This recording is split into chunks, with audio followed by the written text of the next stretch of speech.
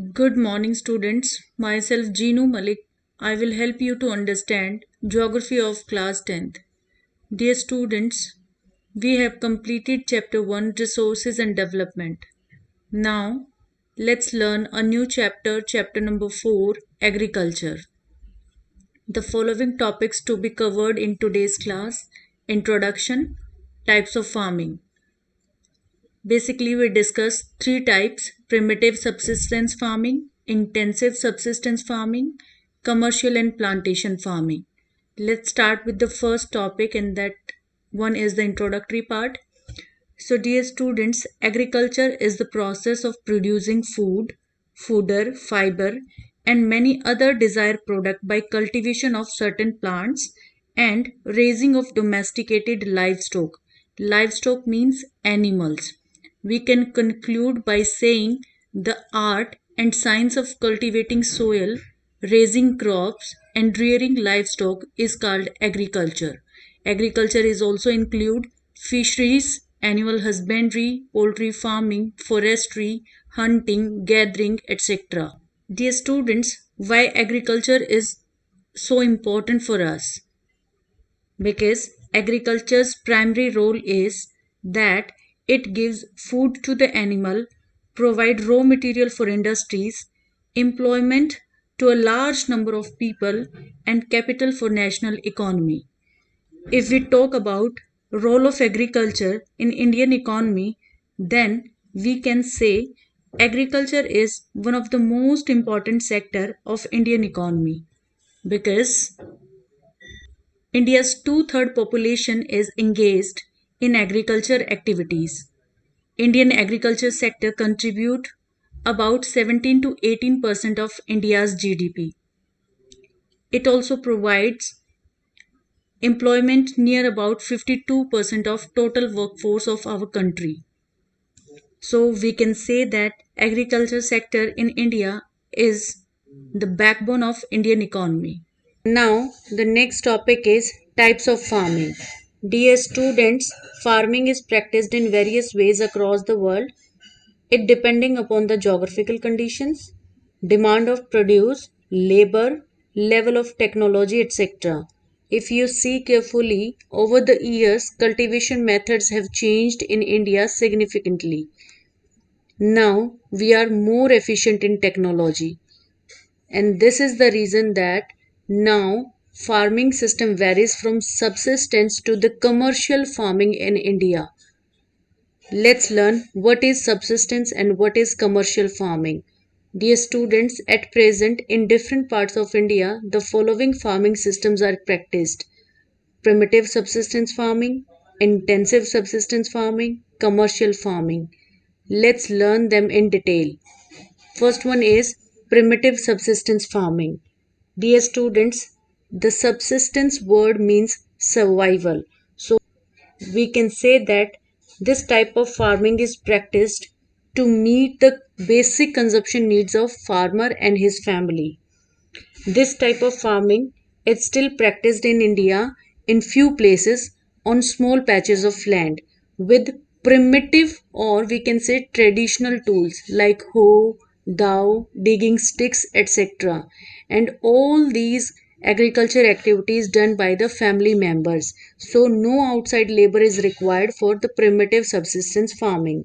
Along with this, farmers do not use the exclusive irrigation methods. Basically, they depend upon the rain, or in India, we can say Indian farmer depend upon the monsoon. Along with this, they do not use the pesticides or fertilizers. So the crop production mainly depend on the natural fertility of the soil and other condition of environment. This primitive subsistence farming is also known as slash and burn agriculture, or we can say shifting cultivation. Under this slash and burn agriculture, first of all, the land is cleared by falling trees and burn them. Then the ash of trees is mixed with the land soil, and after that farmer produce cereals and other food crops to sustain their family. When the soil fertility decreases, farmer move to the other land to repeat the same process. So this type of shifting allow the nature to replenish the fertility of soil through natural process. As I already said, farmers do not use the modern inputs or the modern irrigation methods or HYV seeds, etc. They do not use the fertilizers and the pesticides. So the agriculture production is very low in this type of farming. This primitive subsistence farming is known by different names in different parts of our country as well as in world. For example, in northeastern state like Assam, Meghalaya, Mizoram, Nagaland, it is known as Jhuming. In Manipur, it is known as Pamlo. In Chhattisgarh and Andaman Nicobar, it is known by the name Deepa. In Madhya Pradesh, Bewar Dahiya. In Andhra Pradesh, it is known as Podu Penda. In Odisha, it is known as Koman Bringa. Western Ghats, it is known as Kumari. In Rajasthan, it is known as Valre and Valtre. In Himalayan belt, it is known as Kheel. In Jharkhand, it is known as Kuruva. If we talk about the other part of the world, in Mexico and Central America, it is known as Milpa. In Venezuela, it is known as Conuco. Brazil, Roca. Central Africa, Masole. Indonesia, Ladang, and Vietnam, Ray. Students, you have to learn all these names because objective type of question के point of view से ये बहुत important है. Next type of farming is intensive subsistence farming. Dear students, the word intensive means hard work. So it means this type of farming require more labor. It is practiced in the area of high population pressure on land. What is the meaning of high population pressure on land? Means when land available with the family is small but the member in the family are more, then we can say that the land holdings are small due to the right of inheritance. What it means, for example, a farmer has a big piece of land and he also had four children. So the land divided among four children, and when these children grew up, they also had four children each. So the same piece of land got divided into 16 parts, and in this way, the land continuously got divided. And today, the farmers have a small patch of land. On these small patch of land, there is enormous pressure to provide food for the whole family. In our next slide, you can compare the big size farmland and the small holdings. As you know, the land holdings are small, so the farmer cannot use machinery in these small farmland. So, this is the labor intensive farming. And in order to get maximum output from the limited land, farmer use high doses of biochemical inputs, pesticides, fertilizers, irrigation inputs, HYV seeds. HYV means high yielding variety, जो बहुत short notice में बहुत short time period में ज्यादा production दे, ऐसे seeds उनका use करते हैं अपने फार्म लैंड में so that they can provide food for their whole family. Our next type of farming is commercial farming. Now, the name itself tells that farming done in order to sell the produce in the market will be called as commercial farming. In this type of farming, higher doses of modern inputs like high yielding variety seeds. HYV seed means such seed which take less time to grow and give more grain. For example, rice traditionally take 5 to 6 months to grow, but HYV seeds of rice can grow within 3 months. So the farmer can harvest the crop just after 3 months instead of 6 months. But dear student, the degree of commercialization of crops varies from one place to another. For example, if we take an example of rice, so Punjab and Haryana, we all know that these states agriculturally rich states. So here most of the farmers will be cultivated rice in order to sell in the market.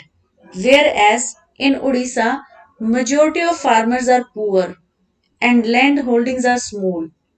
So they will be growing maybe the same crop such as rice, but they are cultivating it for their family consumption. So we can say that rice is a commercial crop for Haryana and Punjab, whereas it is subsistence crop for Odisha. So the degree of commercialization of crops varies from region to region. Our next type of farming is plantation farming. Dear students, plantation farming is a type of commercial farming. Under this farming, we grow a single crop on a large area. For example, tea, coffee plantation, rubber, spices, coconut plantation, etc. Dear students, why are they called plantation farming? Because they are permanently planted. Unlike the rice and wheat, etc., they are not harvested just after 3 months, 6 months, or year. For example, if tree crops is planted, it will give tea leaves at least 50 years. If rubber trees are planted, they will give income to the farmer for at least 20 years. That's why we call them plantation farming. What are the other characteristics of the plantation farming? Dear students, plantation has an interface of agriculture and industries because plantation farming provide raw material to many industries. For example, if I am growing coffee, so coffee berries need to be processed. Same is with the tea leaves and the rest of the plantation crops. So all produce from the plantation farming is used as raw material in their respective industries. So we can say that plantation farming has an interface of agriculture and industry. Other than this, plantation farming cover large tracts of land, so it also need high capital intensive input, means high investment. Small farmer जो हैं वो plantation cropping नहीं कर सकते क्योंकि इसके लिए ज़्यादा पैसे चाहिए, high investment की need है.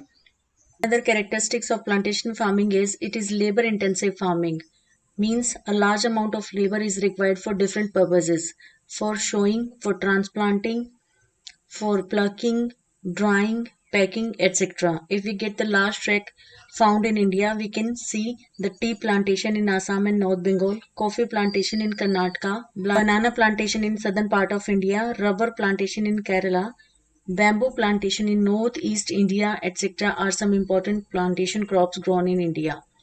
And as you know that the plantation farming is done for mainly the market purposes, so we also need the well developed network of transportation and communication also, and you know very well that the processing industry is also required nearby the plantation area. So dear students, आज की class में हम इतना ही करेंगे. We will meet soon in our next class with a new topic. Till then, stay happy, bless and do hard work. Thank you.